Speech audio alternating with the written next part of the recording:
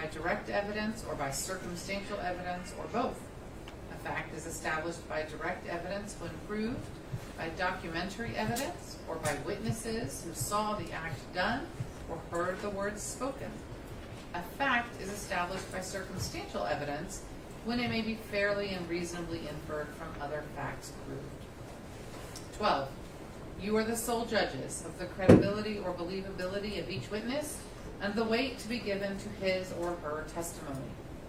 In weighing the testimony of a witness, you should consider their relationship to the party, their interest in any, if any, in the outcome of the case, their demeanor or manner of testifying, their opportunity to observe or acquire knowledge concerning the facts about which they have testified, their candor, fairness, and intelligence, and the extent to which they have been supported or contradicted by other credible evidence.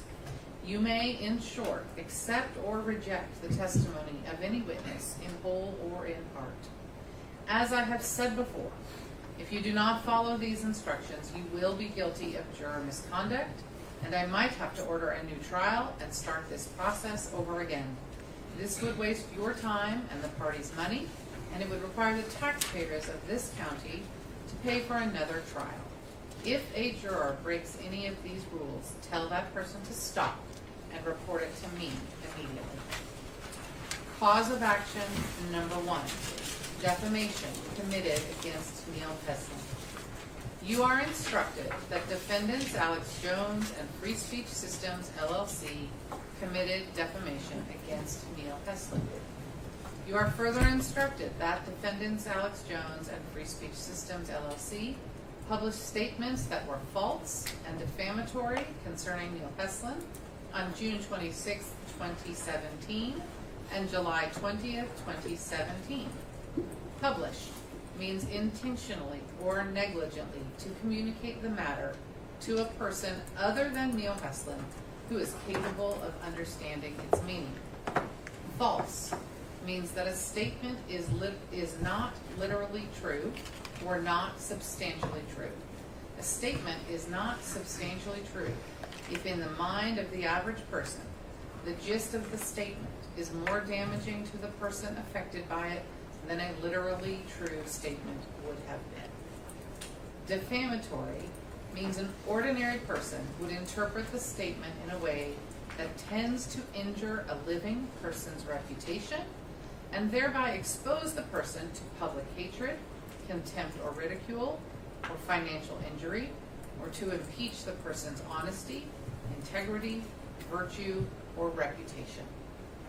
You are further instructed that defendants Alex Jones and Free Speech Systems, LLC knew or should have known in the exercise of ordinary care that the statements published on June 26, 2017 and July 20th, 2017 were false and had the potential to be defamatory. Ordinary care concerning the truth of the statement and its potential to be defamatory means that degree of care that would be used by a person of ordinary prudence under the same or similar circumstances. You are further instructed that at the time defendants Alex Jones and Free Speech Systems, LLC published the statements on June 26, 2017 and July 20th, 2017, defendants knew the statements were false as it related to Neil Peslin, or that defendants published the statements with a high degree of awareness that they were probably false, to an extent that defendants, in fact, had serious doubts as to the truth of the statements. Under Texas law, defendants are responsible for all damages proximately caused by their actions which were reasonably foreseeable, including damages, if any, caused by participating in this litigation. Question number 1. What sum of money, if paid now in cash, would fairly and reasonably compensate Neil Peslin for his damages, if any, that were proximately caused by defendants' defamatory publications on June 26, 2017 and July 20th, 2017? Proximate cause means a cause that was a substantial factor in bringing about an injury, and without which cause such injury would not have occurred. In order to be a proximate cause, the act or omission complained of must be such that a person using ordinary care would have foreseen that the injury or some similar injury might reasonably result therefrom. There may be more than one proximate cause of an injury. Mental anguish means the emotional pain, torment, and suffering experienced by Neil Heslin. Do not include any amount for any condition existing before the defamatory publications, except to the extent, if any, that such other condition was aggravated by any injuries that resulted from the defamatory publications. Consider the elements of damages listed below and none other. Consider each element separately. Do not award any sum of money on any element if you have otherwise, under some other element, awarded a sum of money for the same loss. That is, do not compensate twice for the same loss, if any. Do not include interest on any amount of damages you find. Answer separately in dollars and cents for the damages listed below, if any. A. Injury to reputation that Neil Heslin sustained in the past. Answer, and there's a spot for an answer. Injury to reputation that in reasonable probability Neil Heslin will sustain in the future. That was B, and there's an answer. C, mental anguish that Neil Heslin sustained in the past. Answer, D, mental anguish that in reasonable probability Neil Heslin will sustain in the future. Answer.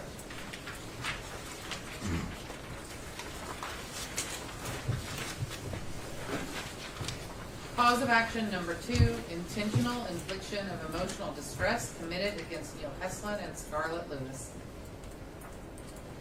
You are instructed that defendants Alex Jones and Free Speech Systems, LLC, committed intentional infliction of emotional distress against Neil Heslin and Scarlett Lewis in a continuing course of conduct from 2013 to 2018. Intentional infliction of emotional distress means the defendant acts intentionally or recklessly with extreme and outrageous conduct to cause the plaintiff emotional distress, and the emotional distress suffered by the plaintiff was severe. Extreme and outrageous conduct means the conduct has been so outrageous in character and so extreme in degree as to go beyond all possible bounds of decency and to be regarded as atrocious and utterly intolerable in a civilized community.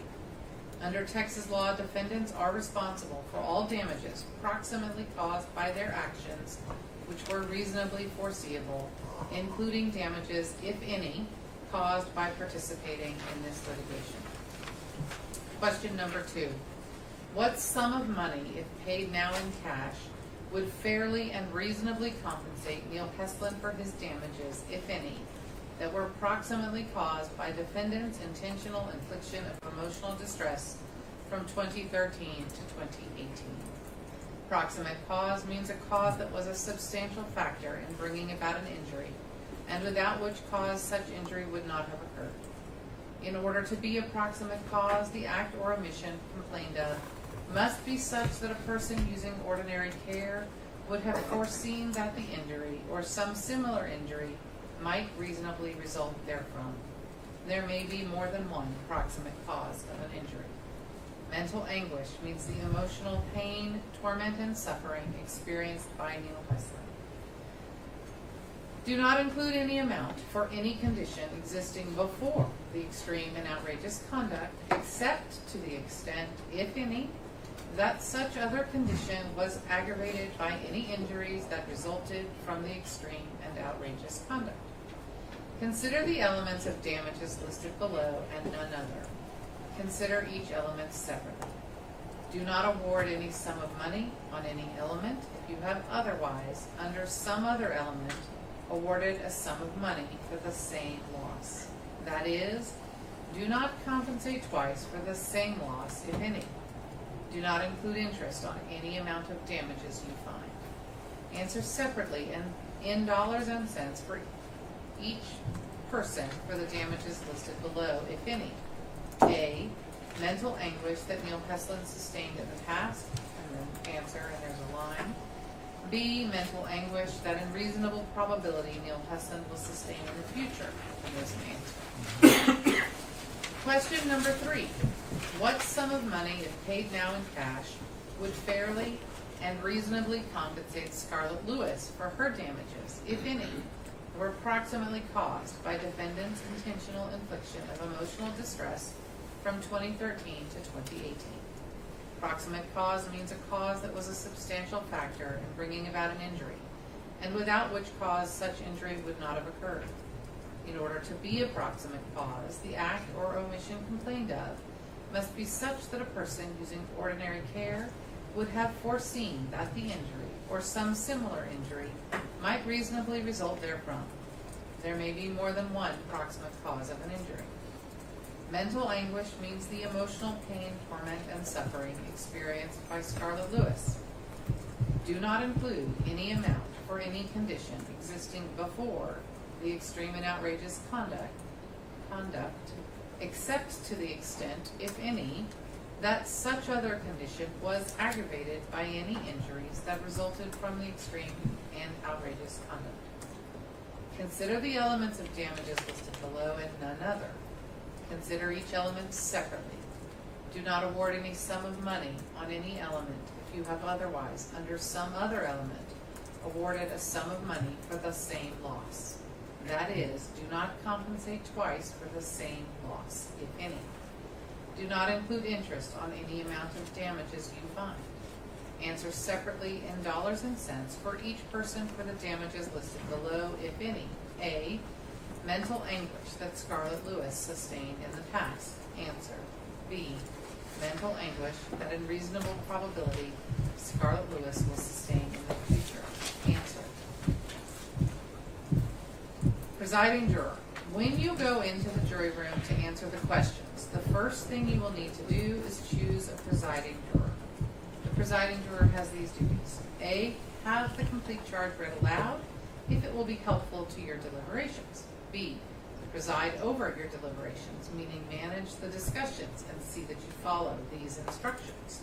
C, give written questions or comments to the judicial executive assistant who will give them to the judge. D, write down the answers on which you agree.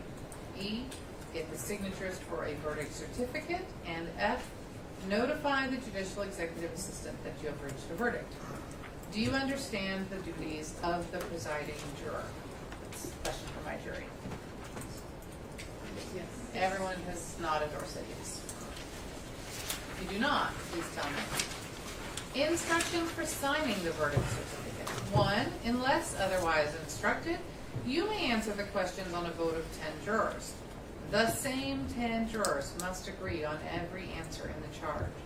This means you may not have one group of 10 jurors agree on one answer and a different group of 10 jurors agree on another answer.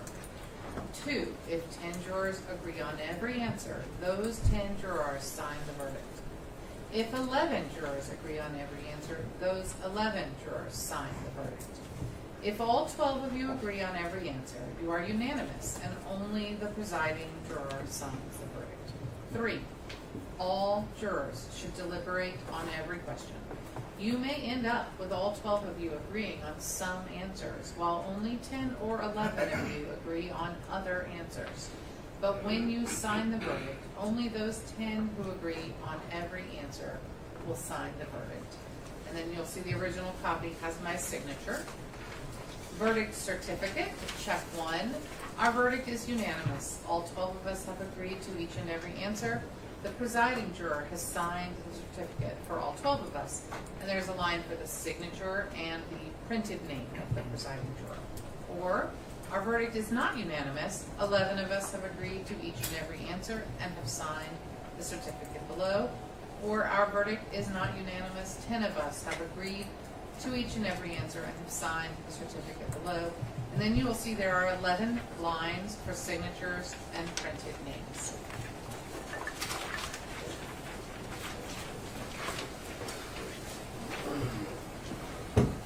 All right. At this time, we are going to hear from the attorneys. And for the plaintiff, it will be Mr. Farrar. Is that right? Yes, Your Honor. All right. Thank you. Please report. Yes. truth lives at InfoWars. That was at the very end of the video that the defendants played today. Mr. Jones on the stand. And that was the video that supposedly the idea was, this is Alex Jones telling the world, finally, once and for all, I think Sandy Hook was real. Believe me, I think it was real.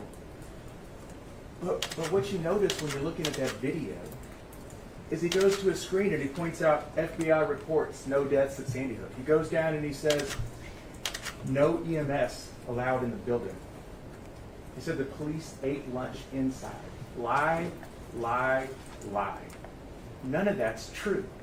His effort to tell the world he believes Sandy Hook was real was filled with the exact same thing he has said for years at that point. The actual truth is, the day Sandy Hook happened, Alex Jones planted a seed of misinformation that lasted a decade, the most horrific decade of misinformation in American history. And he just watered that seed over and over until it finally bore fruit. Cruelty and money. That's what it bore. When Neil and Scarlett heard about what was going on, different times early in 2013 and 14, they had some choices to make. And the first choice was, let's try to ignore this. Let's not dignify this. This is crazy. People won't believe this. Nobody's going to believe that. This is real. Nobody's seen this type of level of misinformation before, ever. And they don't believe it could be happening to them. So they try to ignore it for years, and it doesn't work. 2017, we know that Neil went on the Megyn Kelly show. He was invited, and he said, I don't think I really want to. And he decided, if I can appeal to Alex Jones' humanity, he's a father. He'll stop. That's what kind of people. Neil doesn't go on the show and say, stop it, Alex, that's a lie. Stop your misinformation. He appeals to his heart and says, I hope you have a happy Father's Day with your kids. You're lucky, you're blessed. I don't have mine. That was his way of saying, that's a lie, and stop it. It didn't work. They asked for a retraction. Didn't work. There was never a retraction. What Scarlett and Neil didn't appreciate at the time was that money was much more powerful than truth to Alex Jones. You heard Ms. Karpova testify. There are different truths. No, there's not. There's the truth, and then there's everything else. There may be different levels of truth at InfoWars, but not in reality. We don't have different levels of truth. We have one truth. There is one truth. Jesse lived. Jesse died December 14th, 2012 at the Sandy Hook Elementary School shooting. Jesse died a hero. He saved 9 other little kids that day. Jesse's life mattered. His legacy matters. Mr. Bankston, at the beginning of the case, told you about 2 different rules we have in society. I'm going to add one. He told you can't recklessly tell lies about somebody. He told you can't recklessly tell lies about something important to someone. And here's the rule I'm going to add. If you do, you have to pay for it.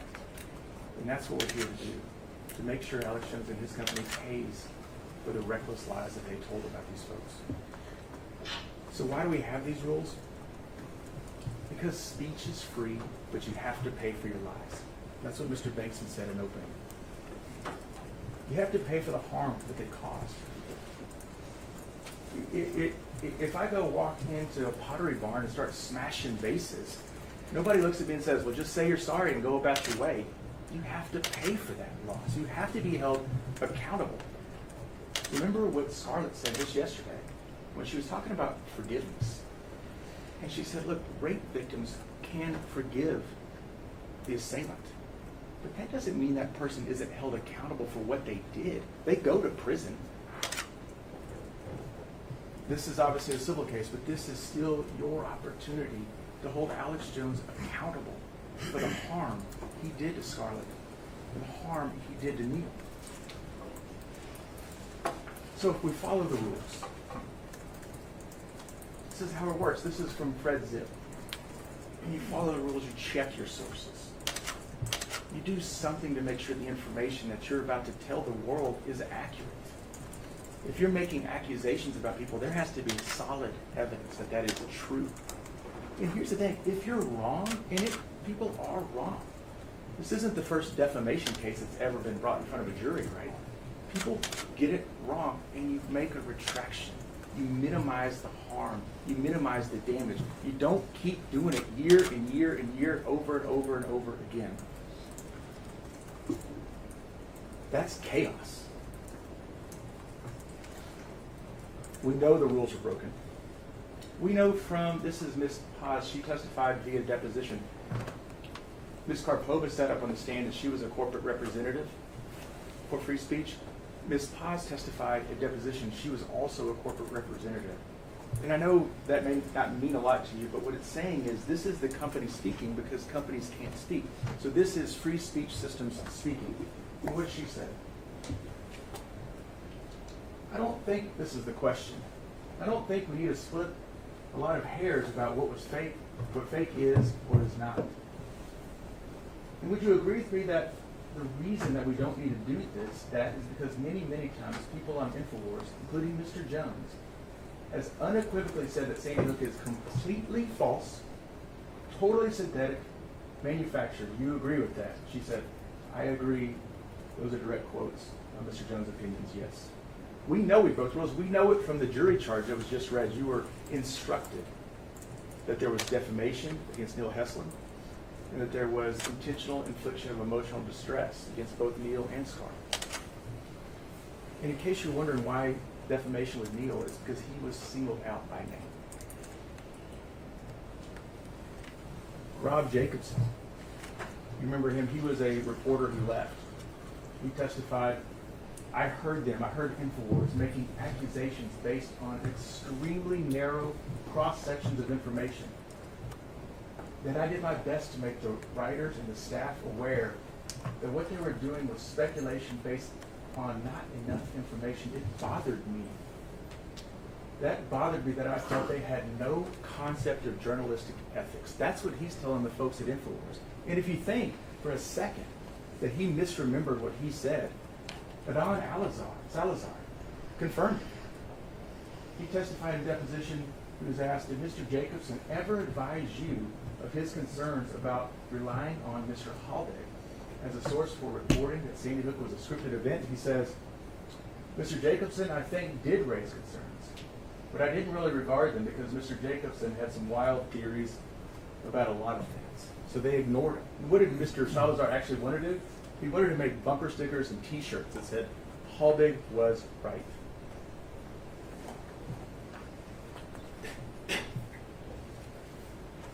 The seed was planted, the misinformation was planted the day of the shooting, December 14th, 2012. Alex Jones is on air, and he's calling it a false flag already. He has no information. Nobody has any information. He criticized the media because they're trying to get information out as they get it in, and that's a criticism. He says, oh, there's this many people that were killed, and that number changes as information becomes available.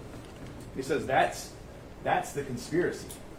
That's the thing that we should be worried about, not that he goes on instantly and says this is a false flag, that maybe it's CIA or FBI agents that killed these children, or maybe they didn't die at all. That's not what we have to worry about. We have to worry about the media, the CNN folks, who changed the number of deaths.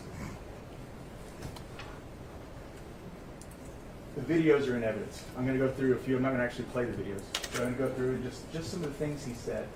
2013, an inside job. That's inside his government. He thinks the CIA maybe. And one thing that has struck me this whole trial is this idea that there was a time Alex Jones thought the government killed the children. Then there was a time he thought it was a complete hoax and it never happened. And then there was a time he thought the government killed the children. He just said on the stand today that maybe the FBI killed those children. How is that any less painful to these people?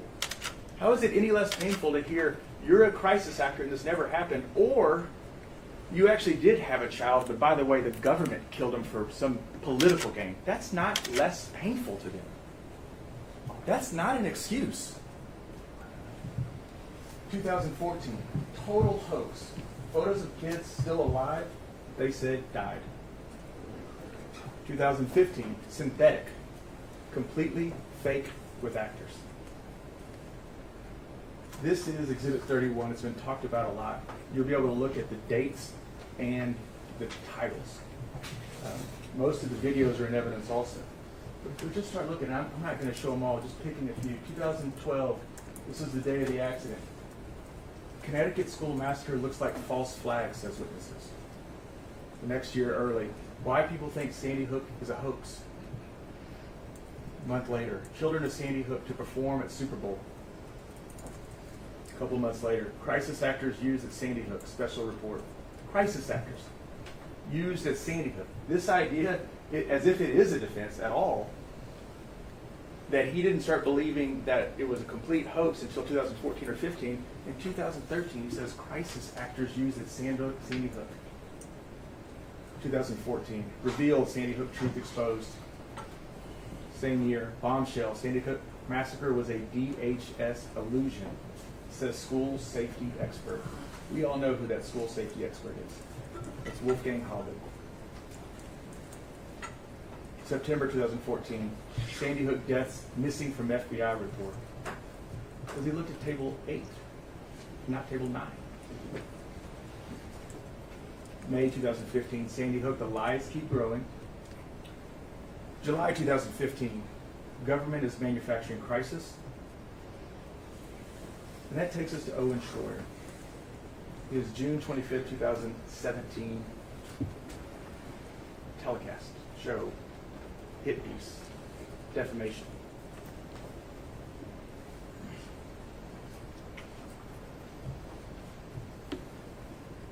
Mr. Schroyer was on the stand, and I went through a list of items that he didn't know before he ran that. Never heard of Mr. Hesslin. He didn't do anything to fact check the accuracy of his report. Nothing. You remember what he said? He said, because I remembered, I was walking back, he was there, and he said, I could have done a better job. And I turned around and I said, you could have done a job, because you did nothing to fact check that. Didn't watch the video clips. May not have actually even read the article first. Never heard of iBank Coin. Never heard of the author 0 Point Now. I'm going to stop here for a second, because during the video that the defense played just today, Alex Jones on that video went to some report, and it had all these quotes that were good for him. Do you remember that? Things that he liked. And it was published by iBank Coin, and it was ran on Zero Hedge. You heard testimony of what Zero Hedge is a blog that you could post anonymous stories on. And if you remember, the story he was talking about was 0 Point Now. That was the author. So he's taking articles from a blog that anybody can publish on that are positive to him from an author named 0 Point Now. I wonder where that author works. He talks about, in this trial, talks about how Megyn Kelly was so unfair to cut the clips, how we've been so unfair when we cut clips. That's what he did. That's why we're here. This is Mr. Carver, the medical examiner. And you remember the question he asked was, what condition were the bodies in when the parents had to identify their children? And he goes on to say, well, we didn't do that. We didn't bring the children and the parents in together. He's answering the question. That's not how they identified the children. That would be a level of cruelty it's hard to even imagine. If you just brought parents in to a morgue and just had them look around until they found their child. No, they interviewed him and said, what was he wearing? I've got photographers. What do you say? The best photographers. Ones that can take pictures that aren't as horrendous as they have to be to make these identifications. And they cut it to make it sound like he never saw his kids. The Anderson Cooper interview with the McConnell family cut her answer in mid-answer when she says, I wanted to see my child, and then cut it off, and she says, but I decided not to. because I wanted to remember her as she was. She wanted to remember Grace with her long blonde hair and bows in it. The article that's shown was written by Jim Fetzer. We heard testimony about him today. He's mentally ill. You know, we throw these terms around like crazy or whatever, and it's unfortunate. He's a mentally ill person. He's a discredited former professor from the University of Minnesota.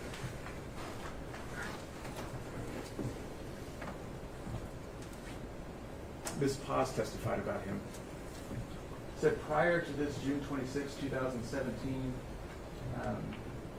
prior to the video of June 26, 2017 that discusses information from Mr. Fetzer, the company had in its possession an extremely large volume of emails from Ms. Fetzer, which clearly revealed to any rational person that Mr. Fetzer is not mentally balanced. Correct?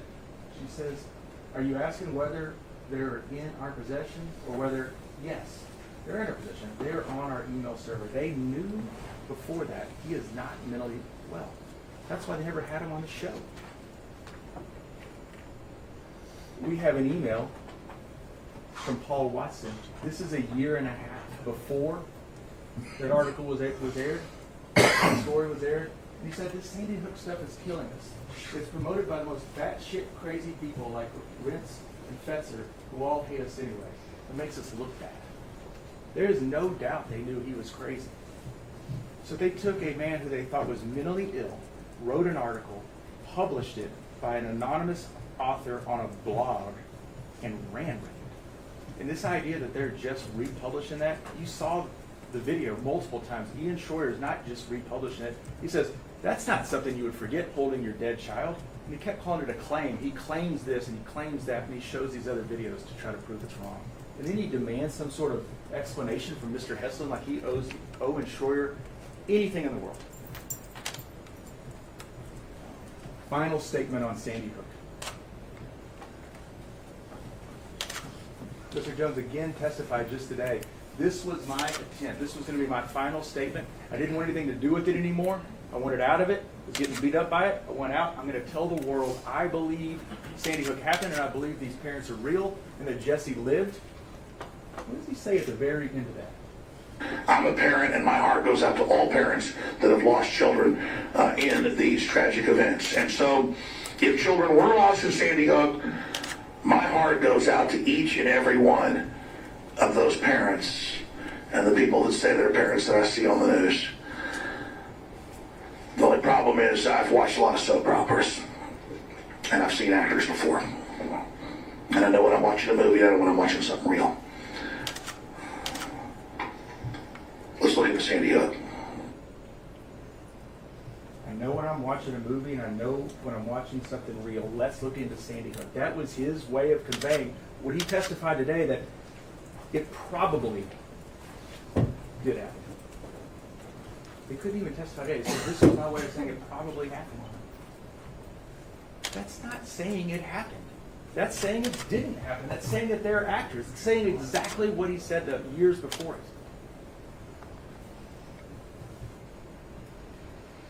What is the impact when you break your rules? Because, you know, Mr. Bankston talked in opening, I think he's right. There's nothing that's ever happened like this before. Sure, there's been defamation cases. Articles, newspapers, or magazines have been run that have something wrong.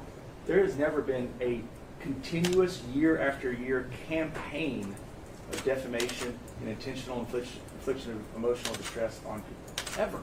It's never happened. It's the first time. This is the first year to ever hear anything like this. This isn't the fender bender that Mr. Renal kept talking about in jury selection. This is a decade of lies, a decade of deceit. It destroyed people's lives. Good people, people that chose love. He's made them live their lives in fear. Fear of actually being harmed or murdered by people that follow the lies and want to do something about it. That believe the lies and the hate that come from Mr. Jones. You heard Scarlett testify. Healing and fear are mutually exclusive. She cannot heal while she's in fear. She can't heal the loss of Jesse while she stays in fear. One of the things that I thought was powerful from Scarlett was she testified a lot.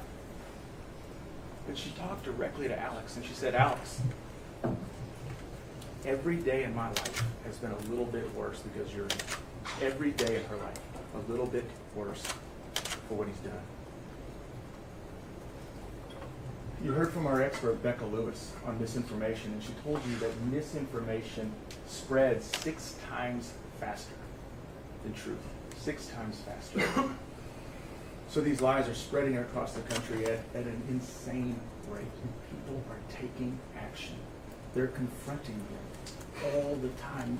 Neil was asked by Mr. Renal, he was asked, well, how often are you getting harassed? And he said, sometimes, not for a month or two. Sometimes a dozen times in a week. The thing that caught my ear was sometimes he can go 2 whole months without being harassed. It's been 9.5 years. His house was shot up. His car was shot up. Somebody drove by his house, and to Neil's credit, he said, I don't want to speculate. It sounded like gunfire, but yelled Infowars and Alex Jones, and he thought he heard gunfire. They harassed him online. There's death threats. We heard the death threat from Mr. Posner. That lady went to prison. This idea that they can't say it's all from Alex Jones. She went to prison and was not allowed to get on Infowars.com as part of her punishment. It's all from Alex Jones. Becca Lewis talked about that. His reach is so much greater than anybody else's. There's nothing else out there close in the misinformation. Each time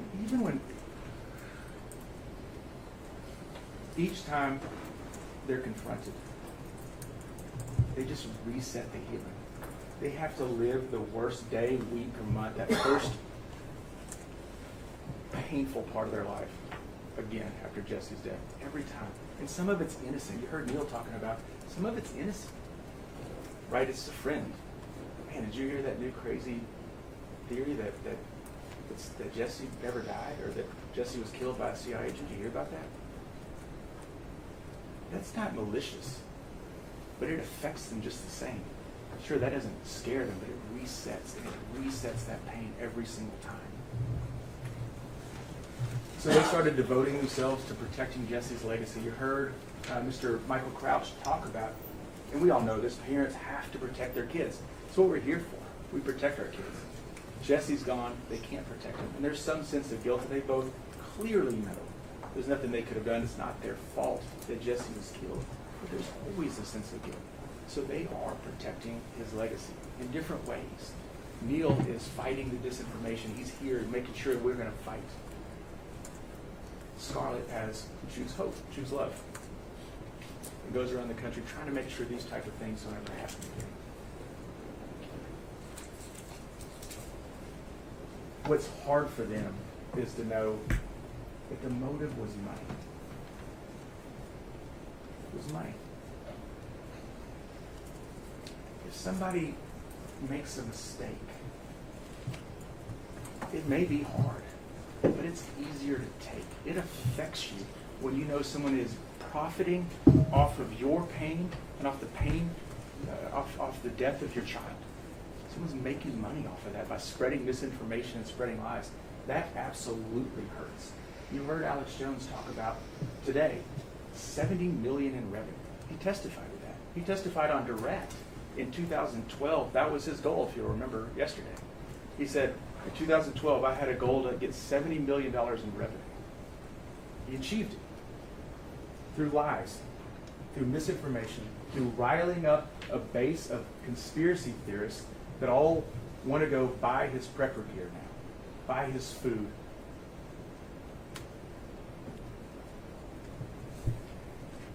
Alex Jones doesn't find value, or doesn't value Neil and Scarlett's pain. He finds value in their pain. He sees value in that pain.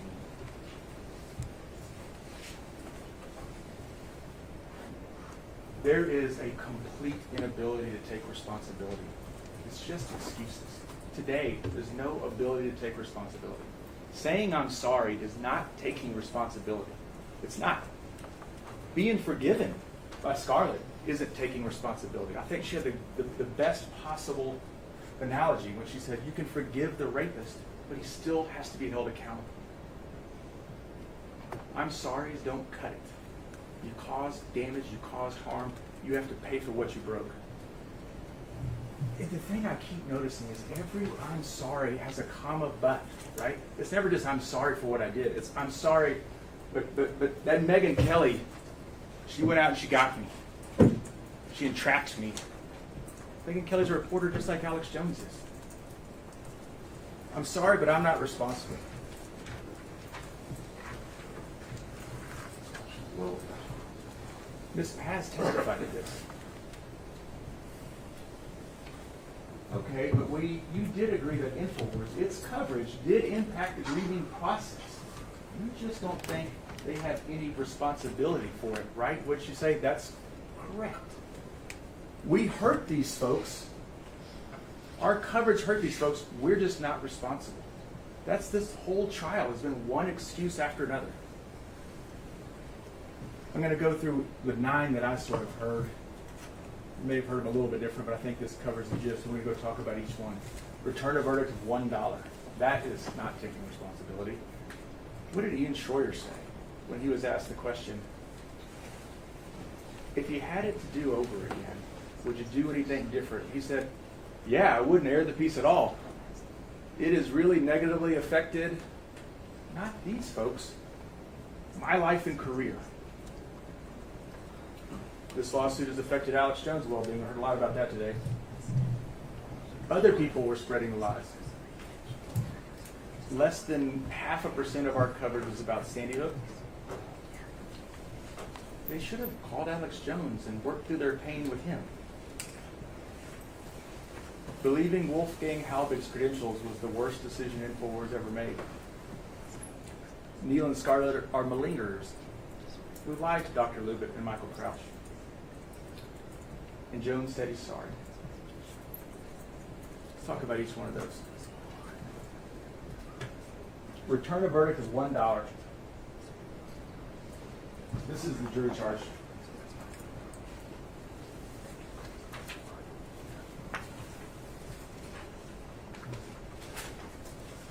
And you've been instructed that Alex Jones and Free Speech Systems committed intentional infliction of emotional distress against Neil Heslin and Scarlett Lewis.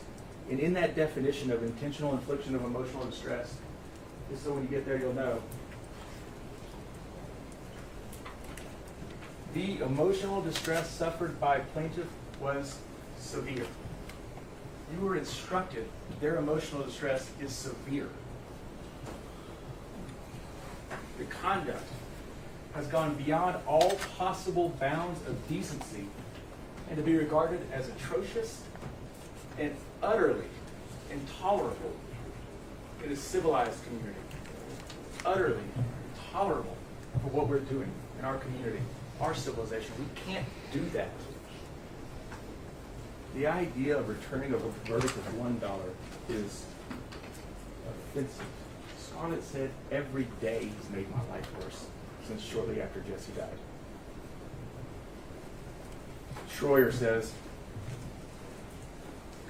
when asked the question, if you had it to do over, what would you do, make any changes? He said, no, I wouldn't air the piece because it has negatively affected my life and career. He's in the same job making $130,000 a year. Doesn't sound too negative.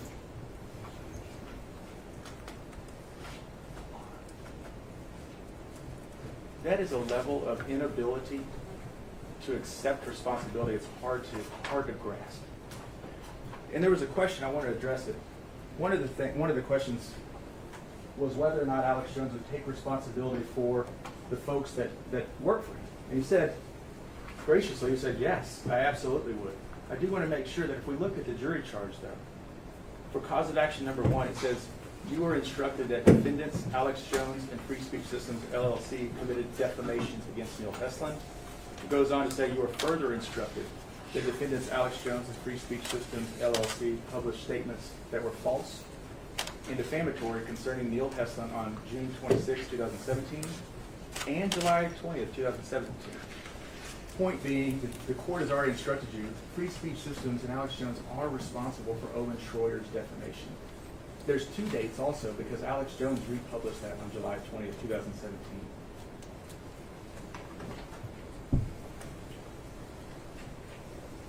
This lawsuit has affected Alex Jones' well-being. I got to say, the biggest defense I've heard is he's the victim. He caused all this pain to this family, and he's the victim. He defamed Neil Heslin, and he is the victim. Ms. Karpova testified, people think Alex Jones killed those children. No, they don't. Nobody thinks that, Alex. Nobody does. You killed their ability to get over the loss of their children. You didn't kill their children. He's the victim. What did he say when he was asked by Mr. Rinaldi about being deplatformed? I wrote it down, so I don't want to get it wrong. He said, now people can say whatever they want about you, and everyone else can attack you, and you can't fight back. That's what he said about being deplatformed. That sounds exactly like what he did to these folks, right? Exactly what he did to them. They didn't have an ability to fight back. This is their fighting back.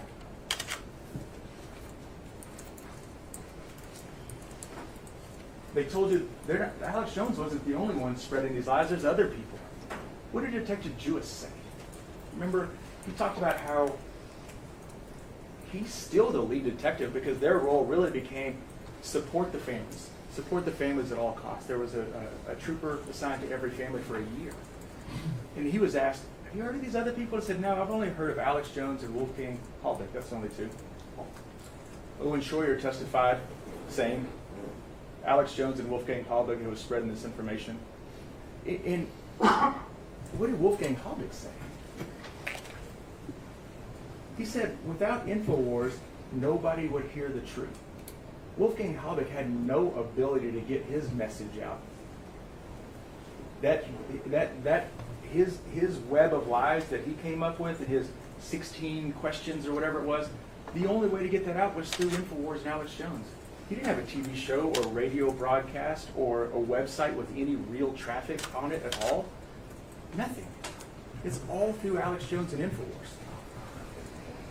Becca Lewis testified, and she said, she was asked the question, more likely than not, for all these people getting this misinformation, the 24% of Americans that think Sandy Hook was either faked or in some way have questions about its validity, all these people, where did they get their information? And she said, in academics, we don't do a lot of absolutes. We just don't. This is one I can. It absolutely came from Alex Jones, and it absolutely came from InfoWars. Less than 5% of our coverage was about Sandy Hook. I think the question that the juror asked, just because you commit crimes seldomly, does that mean you shouldn't be held responsible? Absolutely not. That's crazy. Of course you're held responsible whenever you break the law, whenever you defame somebody. You don't have to defame them 20 times, just once. But that's not what happened in this case. Again, 27 hours of agreed upon coverage of Sandy Hook by InfoWars. 27 hours. All right. I object. This is exactly the evidence that I've been trying to get in and that you excluded. I don't know what Your objection's overruled. That's unprecedented. Like I said earlier, most defamation cases, one article that ran. 27 hours of coverage over years. Doesn't help that it's hidden between 99.5% of other libelous and slanders and lies and misinformation. It doesn't matter that it's hidden in there. It matters what it did to these people, who heard it, and how they reacted, and how they came after them and attacked them. That's what matters. They should have worked through their pain with Alex Jones. Neil Heslin called him a psychopath on the stand. Why would he call Alex Jones and want to sit down and work through their pain with Alex Jones? Literally the last person in the world that this family would want to sit down with and work through their pain. believing Wolfgang Halbig's credentials was the worst decision Infowars ever made. That's what Ms. Karpova testified to. The word credentials I find sort of funny.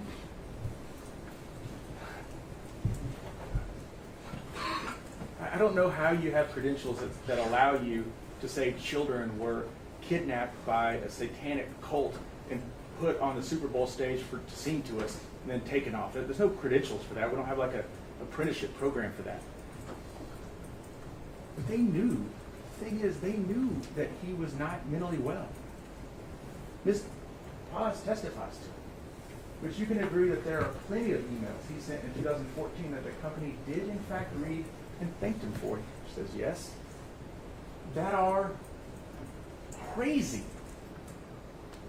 She says, yeah, that happened in 2014.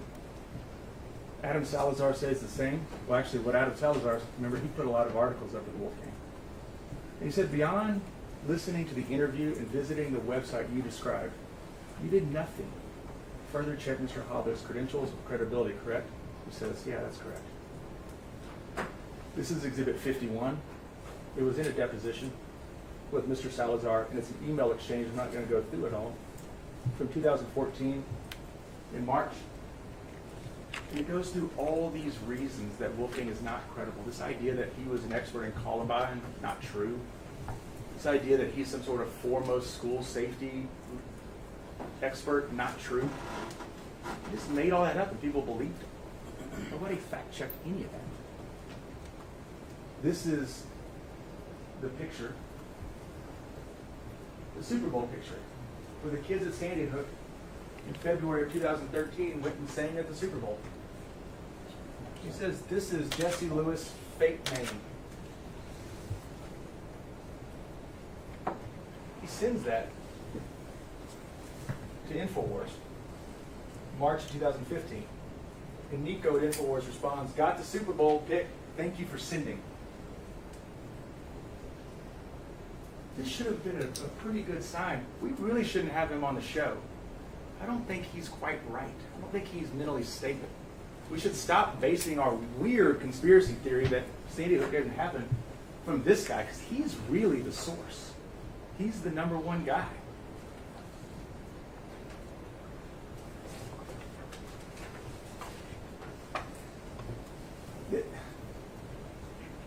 This is why it's intentional infliction of emotional distress. This is intentional. When you start getting all the warning signs and you keep going after people, it becomes intentional. It's not a mistake. It's not negligent anymore. It's intentional. Neil and Scarlett are malingerers who lied to Lubick and Mr. Crouch. So you sort of have to think about how that would work, because Mr. Crouch said the first notes about some sort of profiteering and conspiracy theories appears in 2013. So Neil has to think to himself, I think in 3 years there's going to be this election between Hillary Clinton and Donald Trump, and I think Hillary's probably going to run some hit pieces on Donald Trump, linking him to Alex Jones and his conspiracy theory. So if I want to take Alex Jones down in 2022, I need to start right now complaining about it. That's how you have to get there. Conspiracy theory.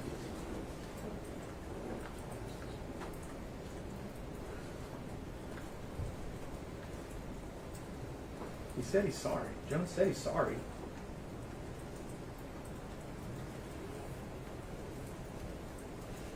Remember what Mr. Badandi said?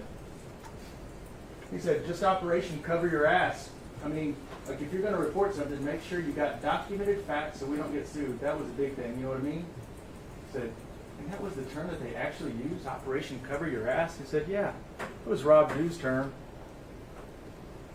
Just make sure. Does anybody not think that those apologies are part of Operation Cover Your Ass? You realize the heat was coming. Lawsuits were getting threatened. You went to Operation Cover Your Ass.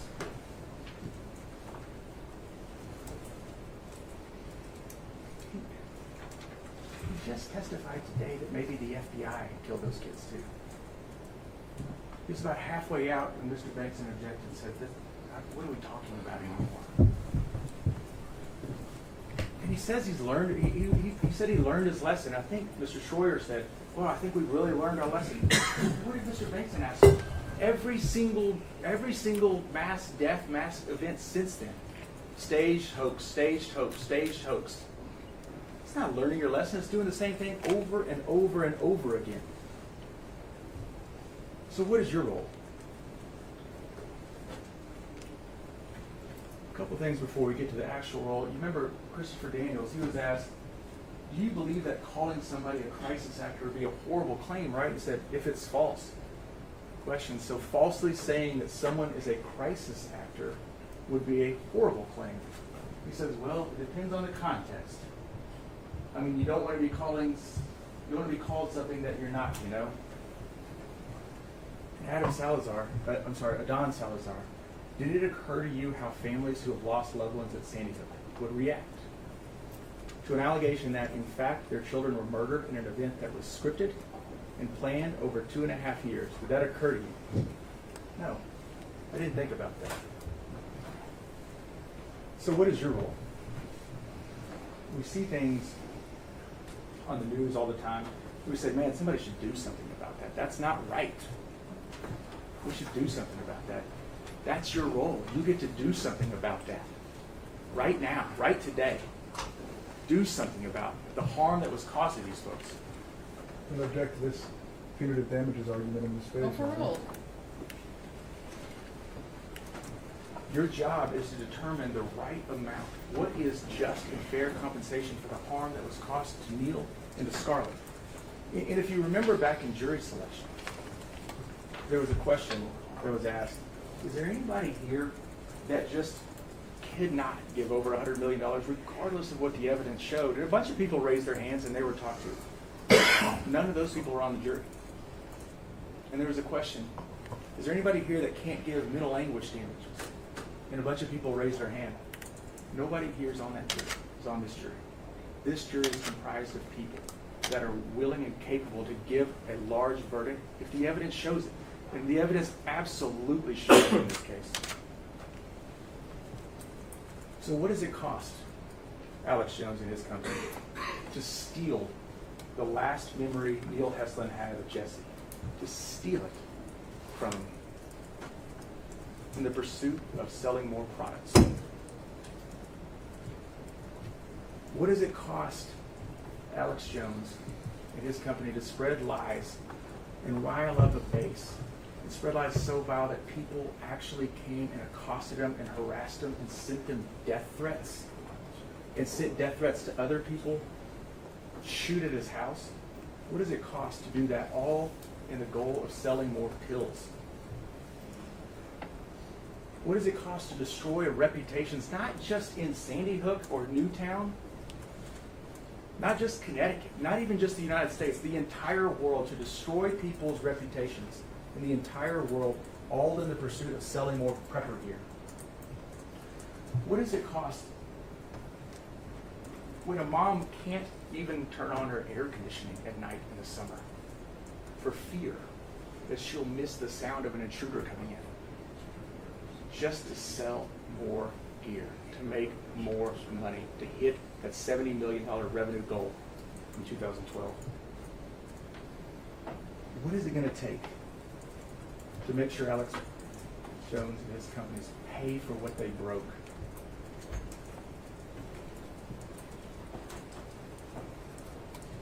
You remember Mr. Crouch? When he was on the stand, this is a psychotherapist, and Mr. Renal asked him a question about buckets. How do you differentiate the pain that these folks felt for the loss of Jesse, which is real? And Dr. Lupit and Mr. Crouch both testified you never really get over the loss of a child. It's not the normal course of life. It's different. We can't really get over this. We can get better, and we get functional, and we start enjoying life, and we start remembering the good things. And they were there. They were starting to remember the good things. But the question was, how do you separate those buckets? And Mr. Crouch said, that's easy. This is a whole separate and distinct injury. And each one of those buckets has mental anguish and it has grief. And the one that Alex Jones caused him is full. That's what he said. And Dr. Lupit talked about that too. Allostatic, I'm not even going to try, but the idea that you're out of emotions. You're all done. You're flat. They talked about seeing the different interviews from Neil from 2012, 2017, and one recent one, and he's flat. He's all out of emotion. The fear, the anxiety, the drive to keep Jesse alive, to keep his legacy, to not have it tarnished as some sort of false actor or fake, or that he didn't exist, has taken it all out of him. They're still protecting Jesse. That's what Mr. Krause said. That's their job. He said that this verdict will tell the world that Jesse lived, that he was real, that he mattered,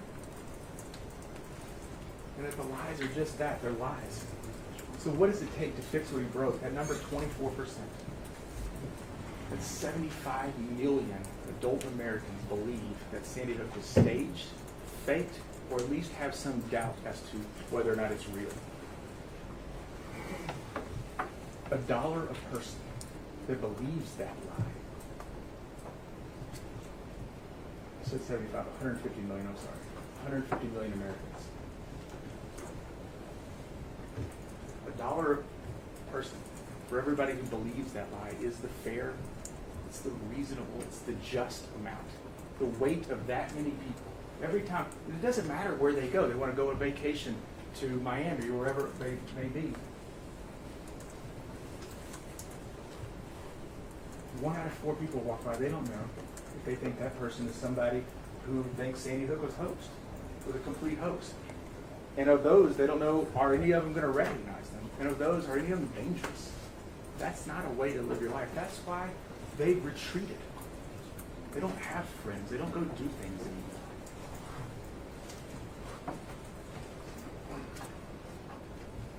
I could have stood up here and said what Ms. Lewis talked about. She said the InfoWars site had 3 billion hits from, I think it was 2012 to 2019, 3 billion hits. Not 3 billion different users. That's not what she said. She said 3 billion hits. You can't tell how many different users. You can only tell number of hits. Could have said $1 per person who clicked on that website would be fair. But it's 75 million for Neil, and 75 million for Scarlett, for what they've had to endure. For every day of your life being a little bit worse because somebody else exists and somebody else keeps spreading lies about you, intentionally, recklessly, maliciously. One of the things you may have noticed when you're reading through the jury charge is that Neil has the claim for defamation that Scarlett doesn't. So he's got more places to be compensated. He's got loss of reputational damages and mental anguish specific for that. I think he put $75 million total for each one. So for Neil, that's $12,500,000 for each one of those spots.